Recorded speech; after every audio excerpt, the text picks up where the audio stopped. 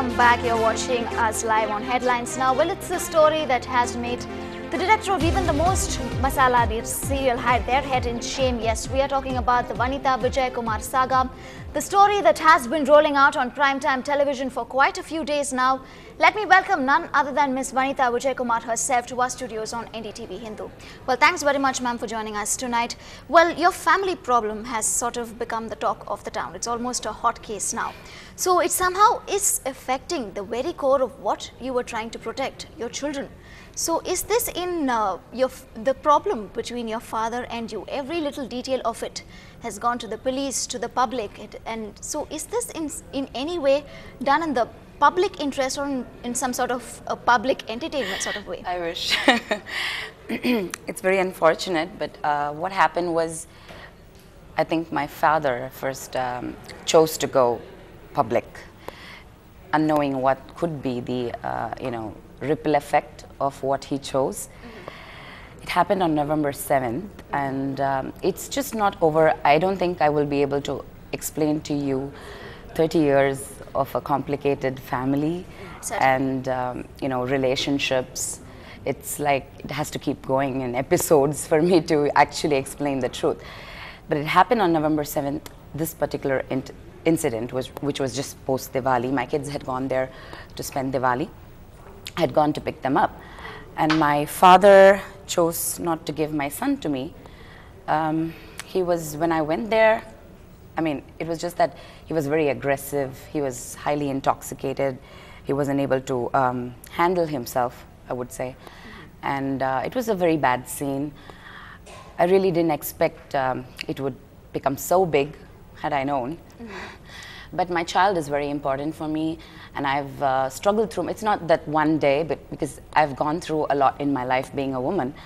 I've had a previous divorce a few years ago, and in the divorce I had to take, I was away from my son for almost 3 years, and I fought him back. So he's very precious. He is. All children are, and especially him. I've really struggled in my life to get him back, and I have him.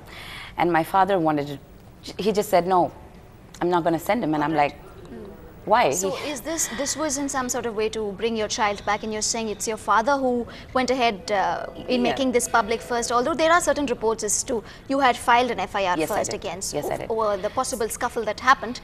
We will come back to that a little later. First, let me ask you now this, you're saying you've reiterated the fact that you did this because you wanted your son back in the best interest of your child. Yes. Now you even moved the US consulate because your daughter is in the US. Yes. So my asking you the question again now, it is affecting the very core of what you were trying to protect. Maybe 30 years you said is a complicated scenario that you are trying to explain it to me, but even if your father did go ahead with this first, there could have been some sort of talks within the family, within with your husband and with your stepbrother to perhaps bring it under the carpet. I totally agree, but it's like this. When everyone chose to join hands at the same time, whatever be the reason, because there has been a lot of family politics, as I told you. It's not like everyone, I mean, the others don't fight. It's not like that. But it just so happened this incident, it flared up so big. See, on the 7th, there was a very bad incident where it was a very dramatic scene, and there was a lot of violence involved. I was beaten up. My husband was abused. I was verbally abused and accused, more than abused. My husband was accused. It was really bad. My stepbrother, I mean, it was more of a father-daughter issue. I wouldn't have, really got this upset, that upset if it was just between us. Though, I mean, like my mom, they beat my son and threw him and locked the door and put him, they almost just, took him away from me, which was unfair because no mother, I mean, no grandparent, so no father, nobody can take the child away. When you had lodged a complaint, they did not file it. But whereas when your father lodged the complaint, an immediate FIR was filed and your husband was arrested. So is this what really happened? Perhaps this is the scuffle that happened. Actually, my stepbrother came into the scene out of the blue where he doesn't belong there. He's a trespasser, to be the exact word. And he just comes and just starts beating me up brutally, so badly, and I was like, screaming in pain and agony. I could not. I've had 3 kids, okay, and he kicked me so hard in my stomach. It was really bad. It was really, really upsetting for me. So I took the decision. My husband said, no, we'll go to the police. I've had other incidents where I've had problems, but I've never gone to the police. it's not so easy for a media person because you know what happens. It immediately comes into publications and publishing.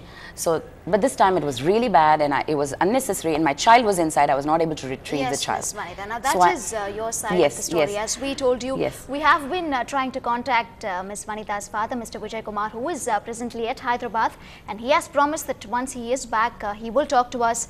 Now, to know as to what exactly is the other side of the story, now our crime reporter Salim now joins us live.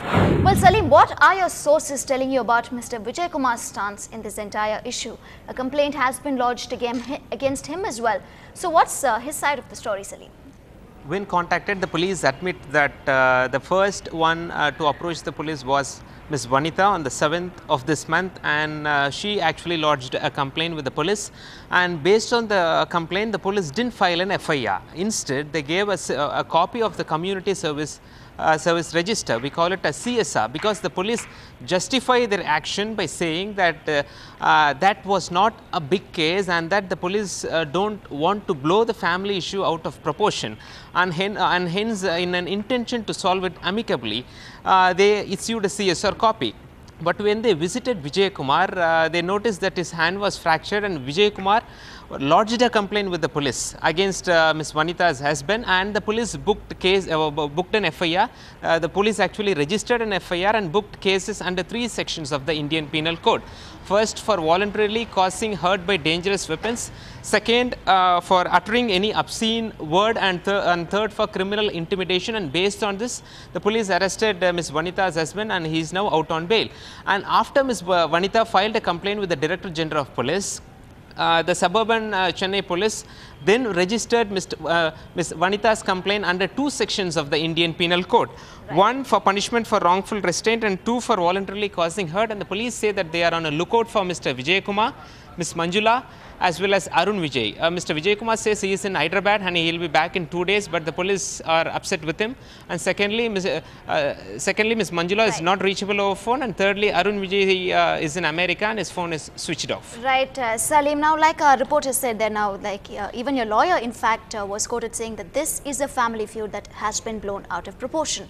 So again, ma'am, is this a public interest or just a public entertainment of what exactly has happened? What is a family feud? A family feud happens everywhere, whether it's land or dispute. So you should tell me why this was done in public interest. Yes. Within 4 walls. So when it steps outside, and when my father chose to go 2 weeks later to the police station and give a false complaint, according to me, it's a false complaint of the same scenario in the reverse screenplay. And forgetting whatever happened, whatever accusations, let's not get into it. But the base, earlier you did say that you understand what I said, you should have perhaps spoken to your family. When you just said earlier. No, that's what I'm saying. After I filed a complaint, there was no action taken. No one contacted me, and I was very upset. So I don't have to contact them, and it's happened earlier. So there's no need. And 2 weeks later, when I was quiet, I didn't flare it up. I didn't go and say, where is the action taken? I was just, talking to the assistant commissioner. He said the investigations are happening, and I was waiting. Okay. 20th, suddenly there's a complaint registered. As I told you, it was a different complaint. But the base of the complaint was, I went to pick up my child. I read the complaint. And my mother came trying to save the child from me to protect. So you're saying there's a lot of false complaints over this. So what exactly is the example that you're setting here for the public who are following you, and even for your own children? Yeah. Okay.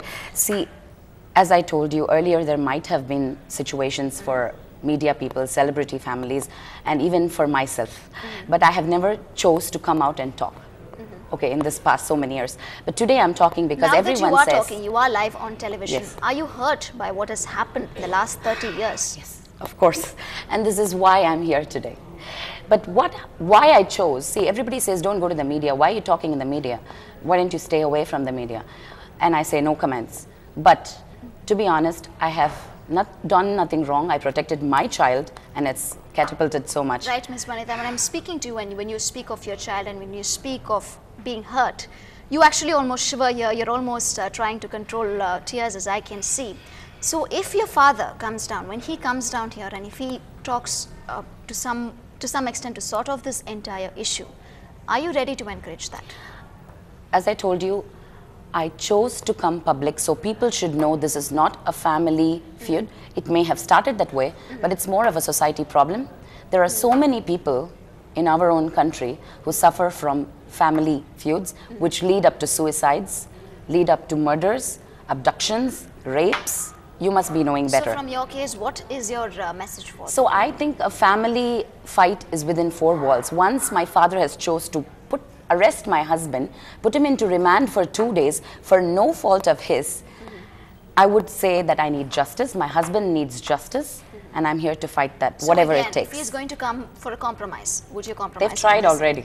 They have. I'm not ready to do that because So they have tried it's a very compromise hard. from their It's very side. hard. So when I you don't say know. they, is it your father or is it your Not other members of directly. your family? Not directly. A lot of people in between from different positions, from different, I can't mention names, but to be honest, maybe I look very stubborn or whatever you may call it, but if I'm that today, they've made me So that. in some sort of ways, your father being remote controlled by others, if by him not coming and directly trying to have a compromise with you? Okay, let's talk about this compromise thing. He's asking someone to compromise with me and he goes public on the phone. I'm talking, okay?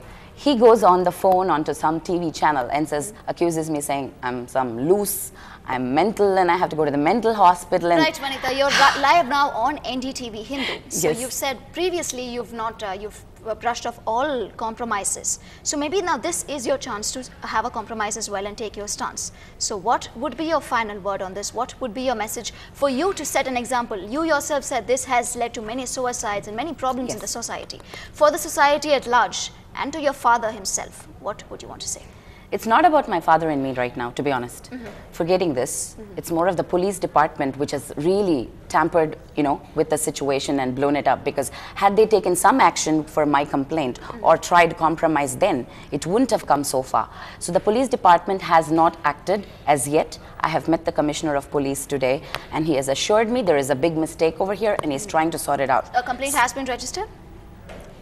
Long ago. Long ago. So do Yeah. you have a copy of it? Have they assured you? Yeah, enough yeah, action? You do everything. have And a I've copy shown of it. everything to him. And he understands and he's like, okay, there has been a big mistake. They know it. So it's up to them to how fast they sort it out. So it may have been smaller had the police department, moved faster.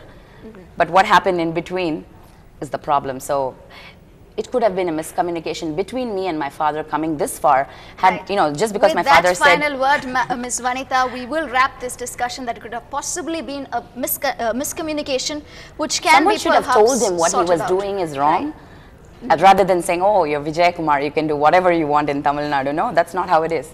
Everyone's equal in front of the Maybe someone eyes of still law. can, and maybe both of you all can still have that miscommunication It's gone. put in words. We'll and, think about make it later. I need justice first. Well, thanks very much, Ms. Vanitha. We'll Thank end with you. that. Thanks very much Thank for you. joining us on a discussion on Thank you headlines so much. now. Well, with that, we wrap this bulletin, and coming up now is your news in Tamil. Stay with us until then.